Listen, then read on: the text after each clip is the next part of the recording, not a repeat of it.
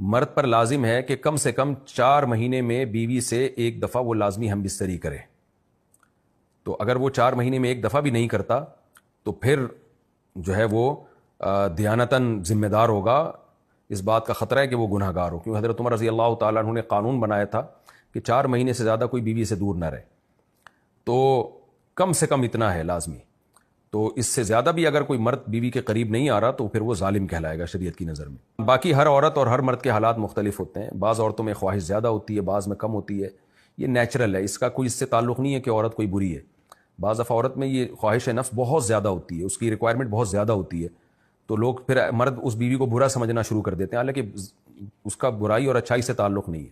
جیسے مردوں میں صحت کے لحاظ سے اور ان کے جو مینٹل ہیلتھ ہے اس کے لحاظ سے مردوں میں فرق ہوتا ہے، کسی میں خواہش بہت زیادہ ہوتی ہے، کسی میں کم ہوتی ہے. تو اس طرح خواتین میں بھی ہوتی ہے. بہت سی پاک دامن عورتیں ہوتی ہیں لیکن ان میں ڈیزائرز بہت زیادہ ہوتی ہیں. تو یہ سب کی الگ الگ اللہ نے فطرت بنائی ہے.